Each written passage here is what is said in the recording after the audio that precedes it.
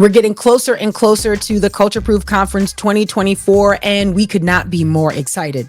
Yes, it's a great time for the whole family, a great time of ministry, mothers, fathers, uncles, aunts, grandparents, everybody, the kids. We have something for them as well. Of course, we have the Culture Proof kids, Culture Proof teens. They're going to have some great speakers. It's going to be led by our Maria Hamilton, the third. And also Mark and Amy Warren. And so, that's right, man, the kids are going to be equipped, and you can have some great discussions and conversations with them as you head back home. We are so excited. This year's conference is hosted by Faith Baptist Church in Bartlett, Tennessee. When registration opens, you will be among the first to know. If you go to cultureproof.net, make sure you join our email list, because we are going to blast out open registration to that list first. If you are a part of that email list, you will be among the first to register. And rumor has it that there's a special treat involved for those who register early. So stay connected, cultureproof.net, cultureproof.net. We're super excited about our guests who are all joining to talk about one thing: resisting the cultural trends that rival the truth. We're going to be talking about the ways that we can remain culture proof, from scientific apologetics, biblical apologetics, cultural apologetics. How do we live in this world as faithful followers of Christ? We're going to target every age group, so make sure you show up and bring your entire family. Yes, we're going to have a great lineup of speakers, which you'll be able to view their bios on the website, cultureproof.net. Once you go on, Abraham Hamilton III, Miki Addison. We're going to have Dr. Jason Loud, Dr. Kathy Cook, and others. Dr. Renton Rathbun, Dr. Lee Brand. We are super excited. Dr. Taryn Dames. I feel like by next conference, I'm going to also have my doctorate, just because it kind of flows. Anyway, we're super excited about what the Lord is doing, and we want you to join us. The Culture Proof Conference happening July 18th through the 20th at Faith Baptist Church in Bartlett, Tennessee. Stay connected, because more information about that is rolling out just around the corner. You're going to find that at cultureproof.net, cultureproof.net. Make sure you join the email list. We can't wait.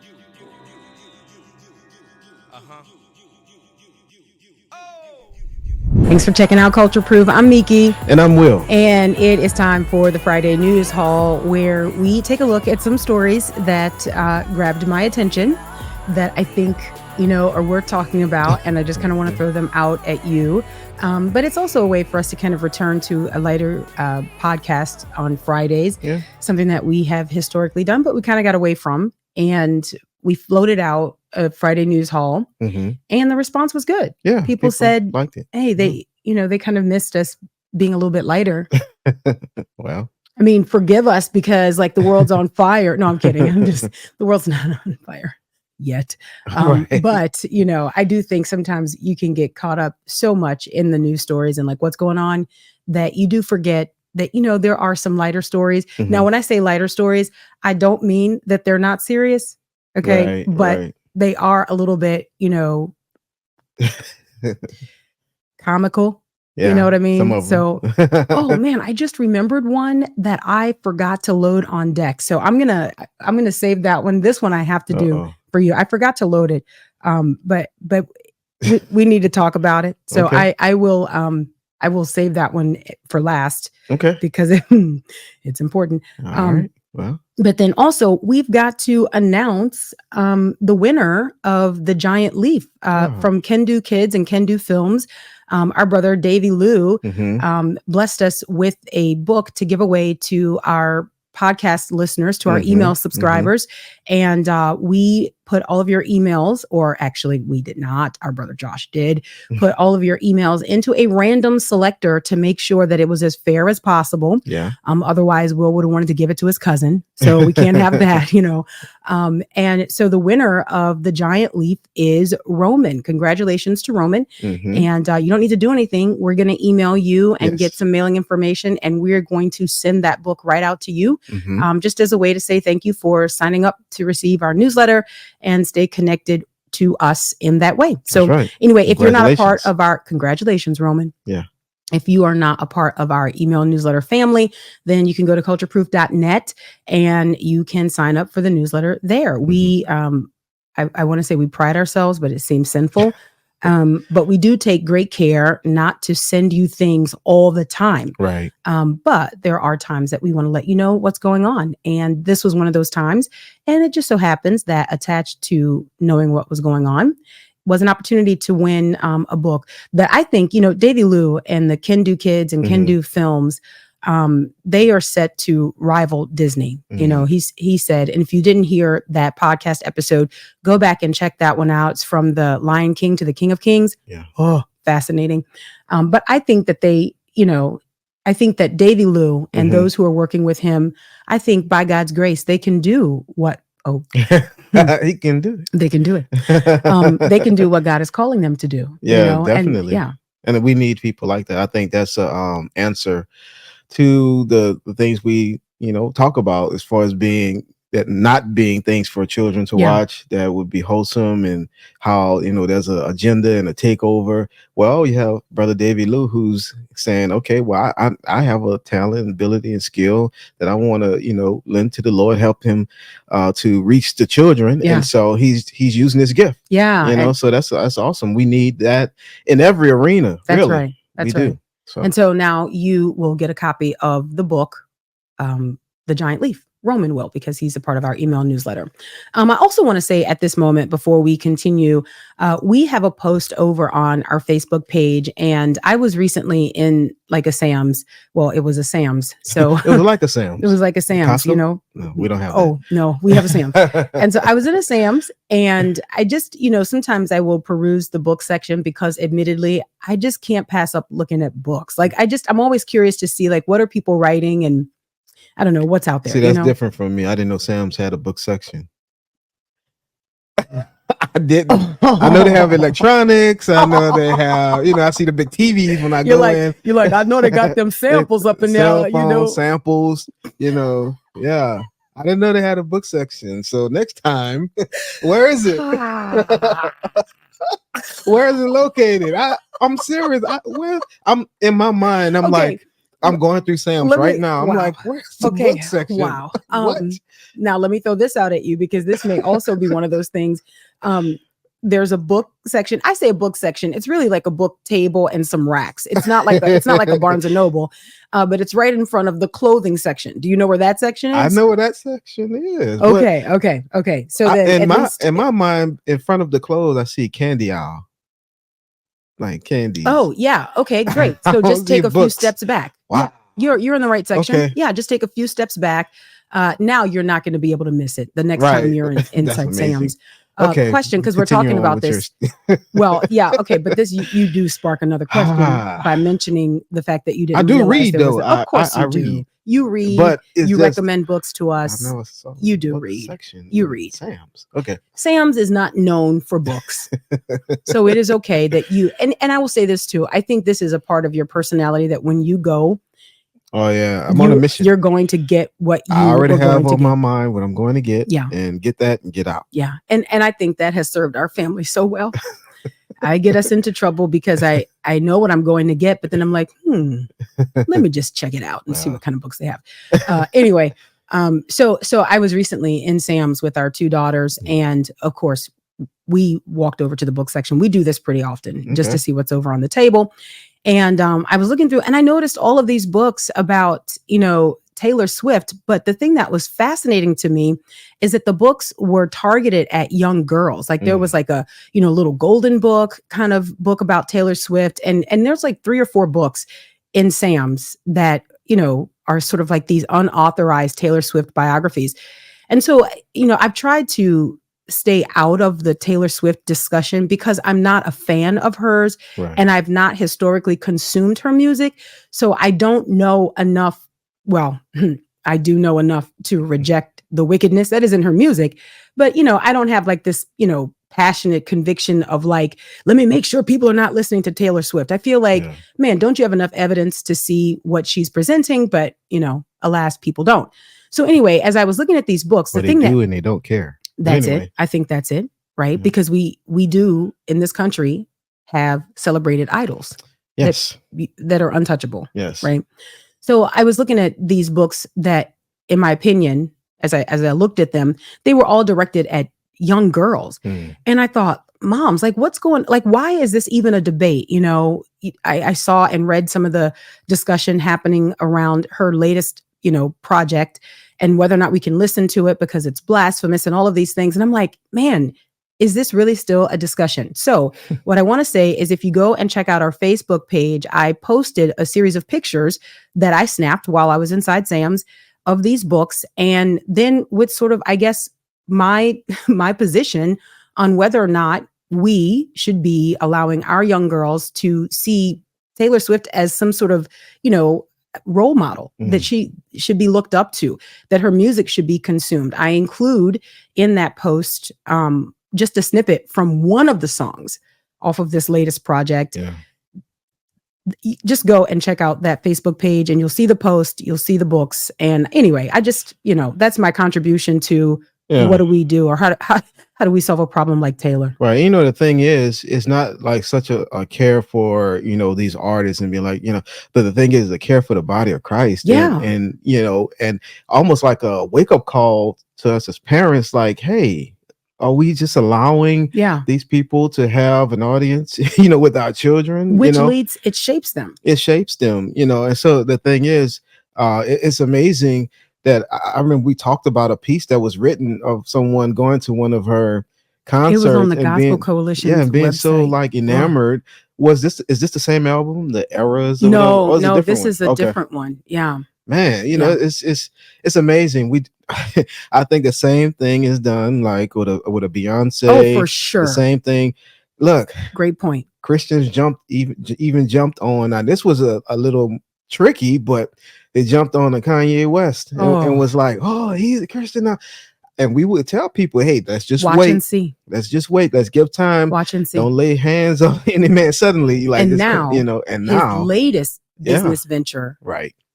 Just look it up. I mean, what he is attempting to do, and anyway. Yeah.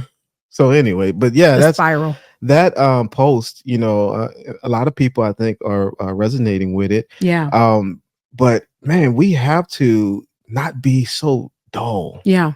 Oh man, that's a good way to describe it. I think that's what it is. It's a dullness. There's a dullness when it comes, especially to like entertainers and things like that. People that we see as popular, we can be enamored by them. Yeah. When they are just throwing out filth, you know. And so, and the case that I make for this in the Facebook post, and tell me what you think about it. But I remember, growing up in the 90s, I remember the warning that was issued to young Black boys, like, consuming this gangster rap and how, it's destroying our communities. And, because we said, well, the music does have an effect on the people listening to it. So we didn't want our young Black boys growing up to emulate this like gang lifestyle, denigrating women, normalizing violence, low achievement, and that's success, like hood rich life. Right. And so everybody was like, no, you shouldn't be listening to that. That is trash. That is garbage. We want to stand guard between our kids and that kind of music. But I feel like when it comes to a person like Taylor Swift, there is this thought that, man, she's all America. Yeah. Like she's as all American as apple pie. And so we should just entrust our kids to her. Right. And I'm going, how in the world? Like, it just makes no sense to me. She's been presented in a way that's been palatable as far as the pictures I've seen. Some of the pictures I've seen, especially early on, it was like this, I don't know, like now it's different, but it's like innocent, like she's like the girl next door or whatever, type deal. And I think so the enemy is able to slide in, under that guy. Like, think about like Miley Cyrus, and how Hannah Montana, like this is, or the other girl, I forgot, JoJo. Oh, JoJo Siwa. Oh my goodness. I saw her in headlines the last few weeks. Yeah. She's got this whole new like remade image. The girl went from bows to like, I don't know what you would call this. It's like a dark, just sort of like almost sadistic look that she's kind of trying to quote unquote reinvent herself. It's amazing to me. I see a consistency in the type of spirals that happen. It's like you have these kids that their parents have these dreams of them making it, and their parents just sort of like turn them out to Hollywood and and then they start to succeed, quote unquote, by the world's definition. And then before long, they are inebriated by their success. They will do whatever they can to keep that success and to keep that position in the public eye. And for Jojo Siwa, there was this, I want you to know I'm so immersed in this culture. I am now a part of the LGBTQ plus community. So that becomes my identity. And then once that sort of loses its interest, so like people are not checking for that anymore. It's not making its rounds. Now she's gone into sort of like the, I don't know, Metallica, like, I don't know what that even is. There's a theme there. It's like Kiss. Lil Nas X. Oh, man. He was another one that parents were like, oh, we love this song, and kids singing it at school, and then he flipped the script and like, and he's like, y'all are one stupid. Like, listen. And so the thing is, I think with gangster rap, the presentation of it from the onset was like you saw. That's true. So it wasn't, so that was a more of an overt, like, there wasn't a bait and switch. Yeah, but with this, it's like, Taylor Swift, All American Girl, and then they get you, and it's like, yeah, that's a good point, because when you had the gangster rap of the 90s, the late 80s and the 90s, they didn't cover up that they wanted to drive through your hood and shoot up your neighborhood, like I'm sorry, it's not funny, but when you think about some of the music and like what was in it, you know what I mean, and even like the names of the groups, like NWA, like, I mean, like, just, I don't know. Anyway, and then you had the movies that came out, the Minister Society, the Boys in the Hood. Boys in the Hood. Yeah, that even made it even more of a. So it's like, that was overt. These things have been kind of subtle, and then Christians have latched on with, and then they turn that thing around. And it's like, oh, I thought she was a Christian at first, that's a good point. Stuff like that. The parents, I thought they were, it's just, man, we have to be more discerning. That's it. We have to be more discerning and watchful, and not just latch on to certain things. Yeah. And I think, and I'll say this, and it's interesting, we didn't plan to talk so much about this, but I'm glad that we are, because I think part of the deception is that if you have a person that you can say, this person is Christian, then we almost use that as a justification to accept anything that comes from him or her. So like Taylor Swift would have, and maybe to some extent, she still does identify herself as a Christian. And so coming out of the gate, you've got a lot of the parents who were the girls listening to her music, you know what I mean? And so now they have children, right? And they're entrusting their children to Taylor Swift because they are operating off of this conviction that, man, she's Christian and she's not going to do anything really evil. Yeah, she's had a few heartbreaks and, which again, this whole idea of like normalizing, serial monogamy, I'm committed to this person for now. Right. I'm committed to this person practicing for divorce. Like, I don't understand why we do it, but it is normal. And anyway, there's a post on Facebook. If you go to the Culture Proof Facebook page. Oh yeah, check it out. You'll be able to find it. Yes, check it out. Okay, so shall we get on to some news that we should talk about? So we did not talk about the passing of Mandisa. And this is something that, man, really hit me hard. We were in DFW area, and, I learned this. My sister sent me a text message, and it was just really shocking. Mandisa was 47 years old. She was discovered in her home on April the 18th. And man, I think just for so many people, there was great concern. And part of the concern was, she had been very open about her struggles with suicide and, just being in a dark place with the passing of a friend that she was really praying for and asking the Lord to heal. And so I think a lot of people thought, man, did she take her own life? Yeah. And we still don't have an autopsy report. Right. So we're not going to get that for a while. But at a memorial service or at a kind of a funeral type service, her dad said that he didn't believe that she had taken her life. And he talked about how she was found, and he said that she had been battling COVID. And so she was weak. And he thinks that, she just didn't recover from that. She was going to get out of bed. He believes that she fell.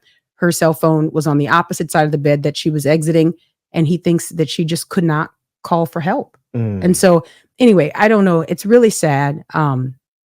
Mandisa just was such an incredible singer. And she was so honest and refreshing, right? Speaking of honesty, My forever connection to her is pretending. Sorry.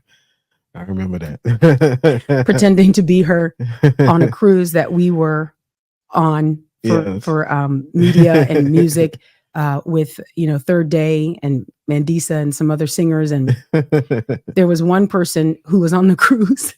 This is sad. Anyway, and this person, looked at me and said, Mandisa. And I was like, no, but wait. But like, I mean, and so then it became this running thing, like even running into some of her backup singers. Yeah, that was funny. Anyway, it was bad. But she was that kind of artist, right? Yeah. She was worth imitating. So anyway, that was sad. Did you have any thoughts about the passing of Mandisa? Yeah, it was sad. I was surprised. I was like, man, was she sick? Because I haven't followed her closely to know, what's going on. Because I know they do lives, artists do lives and different things, but it was a surprise. It was a surprise, and I thought, I was like, man, I hope she didn't take her life. And I know we don't know everything, but man, it was just sad. I know she had battled with that, and man, just remembering her on American Idol. Oh my goodness. And the her confronting Simon because he made a terrible, oh my goodness, it was horrible to her, and she showed Christian character. And she did, and so it was just surprising, and so I'm curious to see what the official word is. American Idol did a tribute to Mandisa with a few singers singing Shackles. Really? Like she was kind of like she brought Shackles to American Idol, so that's cool. I think we need to be able to mourn the loss of a member of the body of Christ. And, I hope that she was not in a dark place, at the time of her passing, because I do know that her desire was to be married. I saw some of the lives that she had done, like kind of right before her passing. And I think there was a little bit of grief around that ongoingly, but anyway, my hope and my confidence is in the sufficiency of the cross, and that for those of us who put our hope in the Lord Jesus, that we'll be with him forever. Amen. And she was very public and very out front about the fact that she had put her hope in the Lord Jesus and believed in the sufficiency of what he did. And so it's that hope that we cling to, even in our dark moments. I think in our dark moments, we realize that, Jesus is holding on to us. Yeah. So yes, we are holding on, but when our grip weakens because of life and the enemy beating us down, that's when we realize that he is holding us, that nothing is going to separate us from him because of the sufficiency of what he's done. Amen. Wow. All right. So moving on from Mandisa. Okay. This one. So I talked about these unqualified people performing, cosmetic surgeries in one of our news halls. Yeah. Now let's go to the mouth. Okay.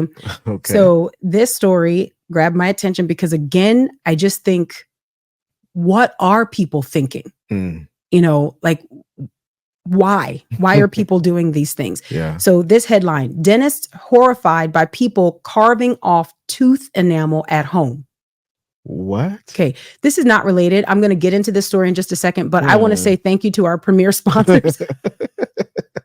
BJU Press Homeschool. I feel like our family over at BJU Press Homeschool, like, wait a minute, how are you making that? There's no connection. There. It's no not connection related there. at all. But it just entered my mind that I wanted to say thank you to our premier sponsors who help make this podcast possible. Thank you so much to BJU Press Homeschool, that provides curriculum that will center Christ in everything. And I think that's so important when we look at certainly, and this is on everybody's mind these days, the protests that are happening all across this country. We wonder how we've gotten here. Of course, we have our observations that we can make, that our kids have been indoctrinated. They have been told the ways that they are to engage in culture.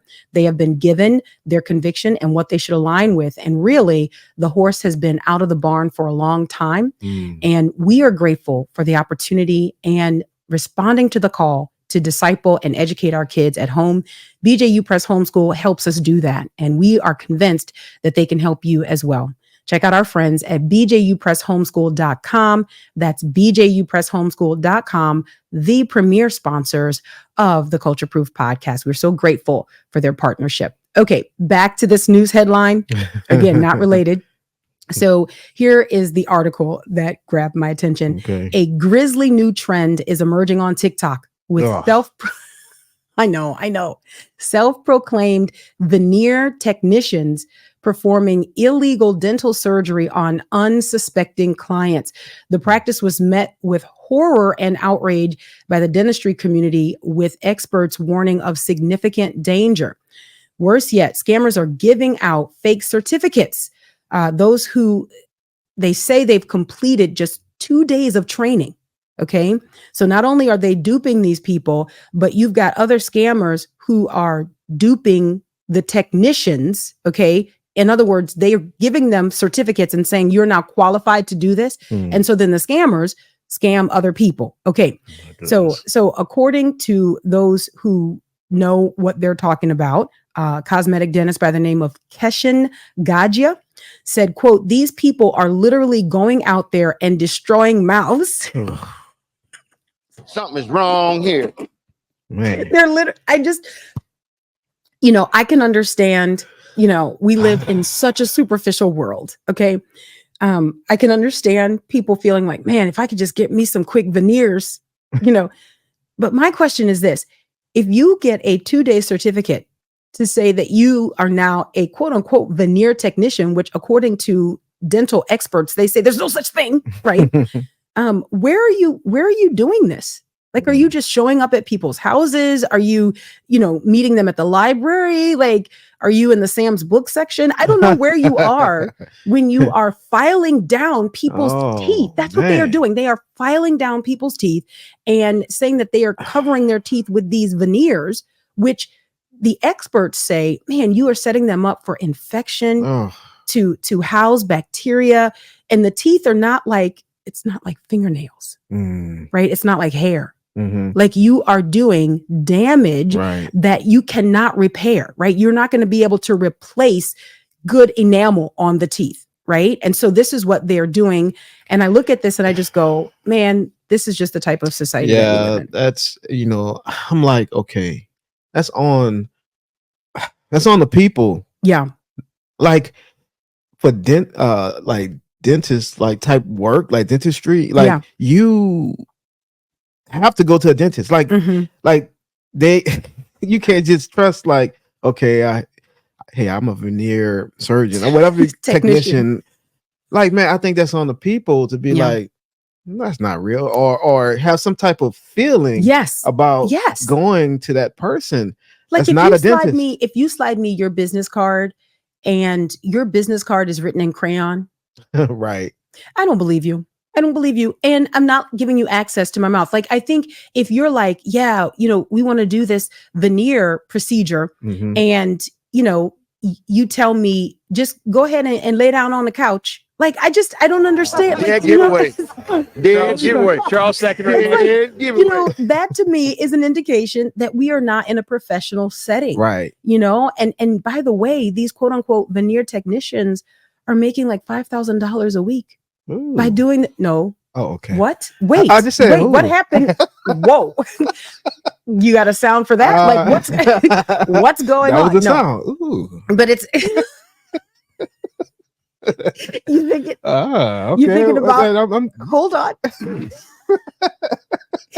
You thinking about enrolling in veneer tech I didn't school? say that. I'm wow. Next week's podcast will be hosted solo, as Will the Great will not be available. He'll be at VT. What's training. VT? Veneer Tech. He's going. Veneer Tech. He's going to. Hey. Anyway, this is sad, but I think again it goes back to the cosmetic surgery article that we talked about. Yep. Because our culture is, So is it that superficial? Yeah. So what would make people not go to a known professional? That's a great question. Like in the cosmetic thing, and also in this, like what are they presenting themselves as cheaper, or like what's the? That's a great question. So this is for people. This is preying on people who do not have insurance. So you don't have dental insurance. That's it. And you can just straight pay out of pocket, right? It's being popularized on TikTok. So people are watching this and they're thinking, oh, I can do that. Man, there was also a sort of a viral trend. And I don't understand the weakness in the way people think that they're doing these things. But there was a viral trend called basement braces, where you had people doing these like, procedures that they were not qualified to do. Wow. And, calling it braces and, Wow. they're going to repair people's teeth. Listen, I understand that, you could make the case that there are people who would like to have these procedures done. They don't have insurance, but I just don't know how you could be in such a desperate situation where you feel like, Yeah. I'm just going Wow. to do it. I'm just going to do it. I don't Wow. know. So, Okay. so this is, there are 3 parties involved.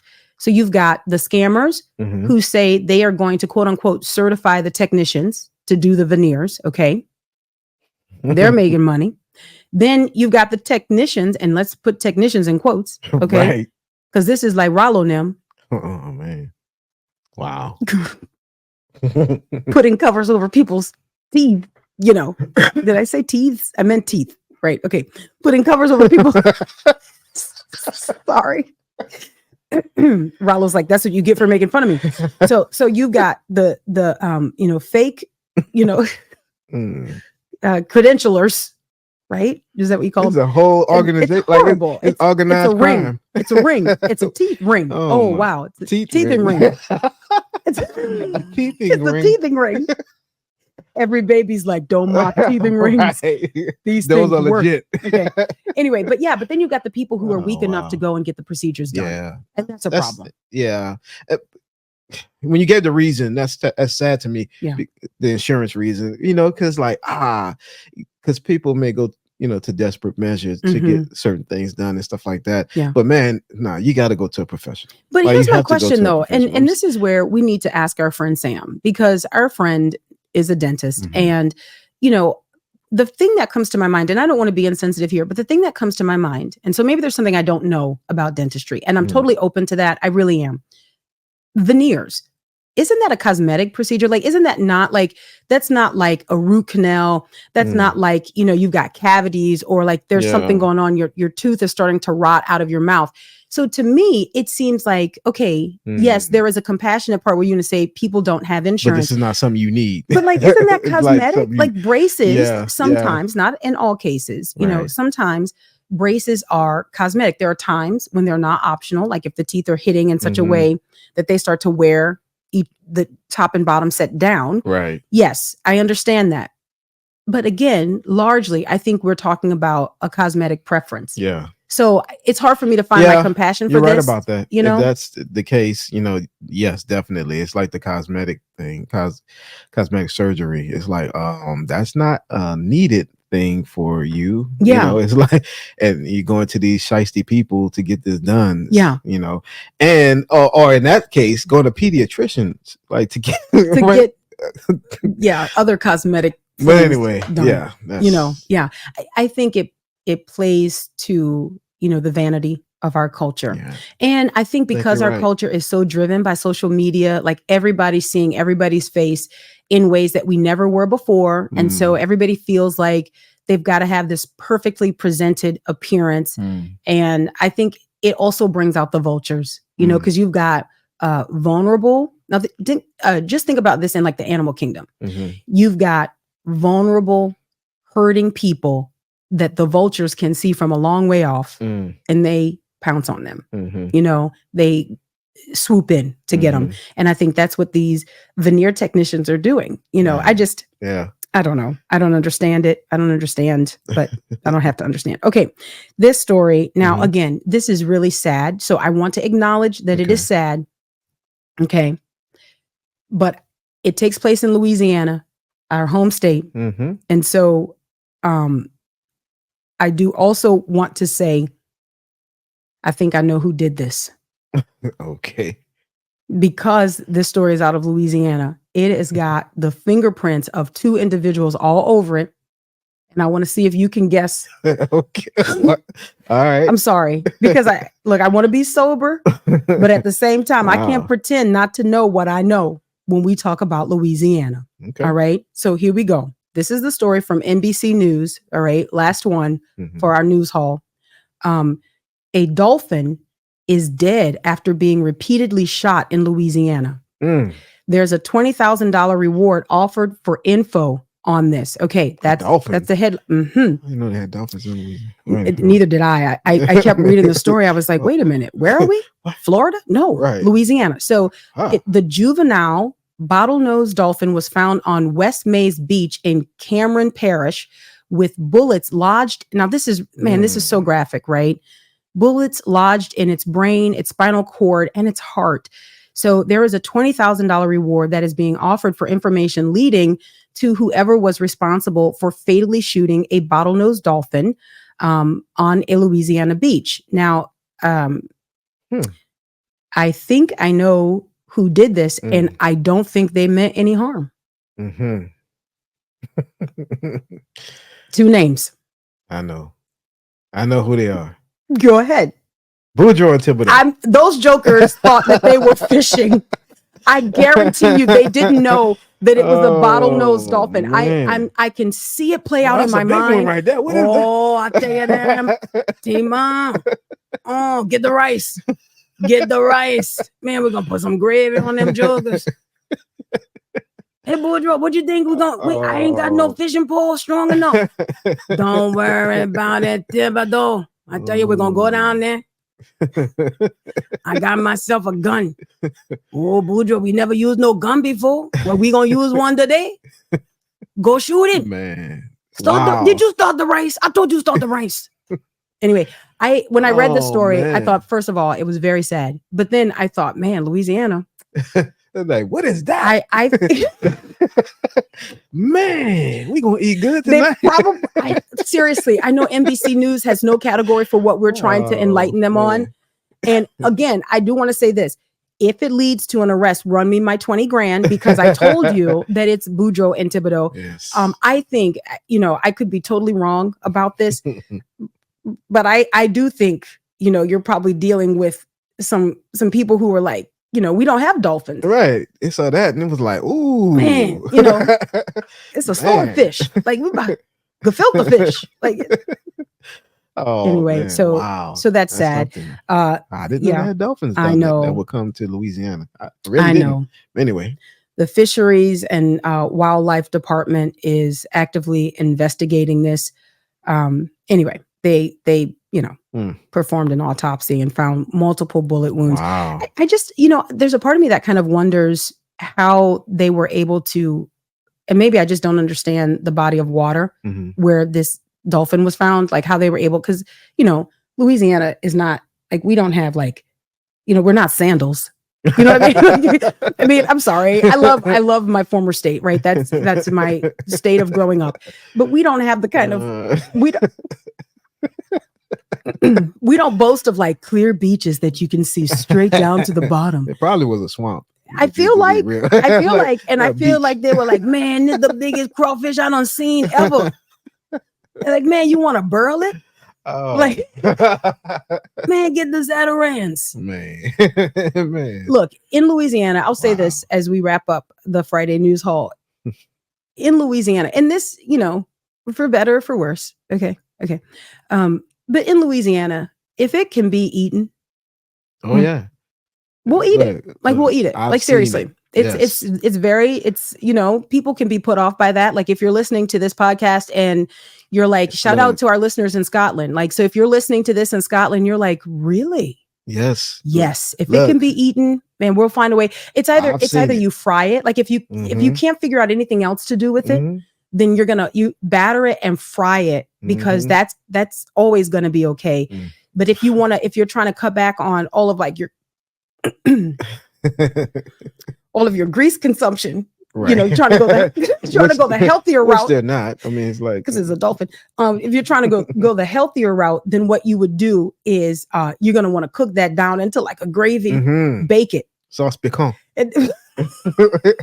Start with a nice roux, and then don't let it burn though. is we can taste when Don't let there's that a roux roux that, burn. oh my goodness, don't do that. Nasty. If your house is burning down around you Yes. and you started a roux, a Yes. base for a gumbo or a sauce or a Better stay gravy, there stirring. I'm sorry. Okay. You better pray for protection. Do not leave that roux unattended. Mm-mm. Because your house is ultimately going to be okay. But how are you going to serve that roux that's all dark and burnt? Like you can't do that. So anyway, yeah. Yeah. Is that okay for me? I'm not, look, it's an animal, and I do believe that we have to steward, Yes.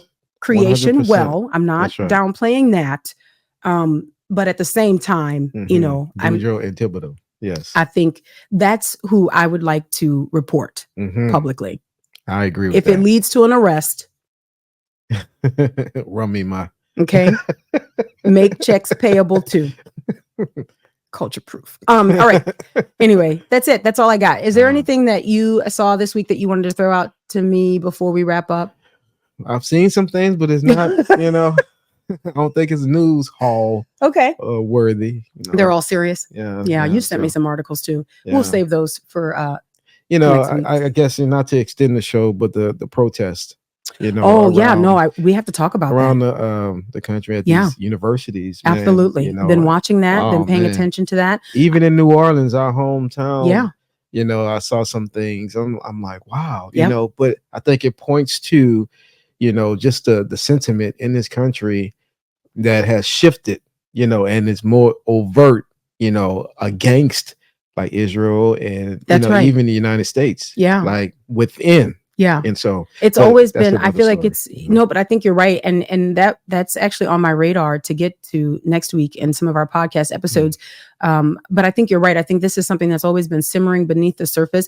I read an article. I actually pulled this article because I want to incorporate it into our discussion when we talk about this next week, Lord willing. That is really, and I was surprised, really pinpointing why this is happening on college campuses. And I think this writer does an incredible job, again, a surprising job, in pointing to why this is happening. But the most recent information out is that you've got obvious paid protesters. Oh yeah, it's like we expect Antifa, that it's Occupy Wall Street. Yeah, it's the BLM marches. Right. It's same people. Those are the same. Right. And then it's interesting to me that you've got the same language being employed as if, as if the American people are just that dumb. It's like these are peaceful protests. They're like occupying buildings. They are terrorizing people and telling people they can't enter. Like, I saw this morning the police, I guess it was at UCLA, it was in Los Angeles. They are having to go and physically tear down the encampments. Yes. And there's which is dangerous for them. Yeah. And everything. It's amazing. It's an amazing sight as you're watching that. You're like, this is America. Yeah, it's America. And crazy. We'll get into a bit of it next week, Lord willing. But crazy. You ask them about some of the chants that they're chanting, and I've seen this footage. Here, they're chanting. Yeah, that they here. don't know why they're saying that. They don't know why they're saying from the river to the sea. Like they don't even understand what river, what sea, and what does that mean in between? They don't know. And so anyway, I don't. Yeah. But yeah, definitely. We're getting a little serious now. I know. I'm sorry, I brought us here. Boudreaux and Thibodeau. This is news hall. Boudreaux and Thibodeau. Okay. Just look for them. And people are like, well, what will they be wearing? You'll recognize them. Overalls. Rain boots. What are they called? It's a chain like around their neck with a crawfish head. Stop it. Okay. Not really. All right. When we resist those cultural trends that rival the truth, we remain culture proof. Until next time, Lord willing. God bless.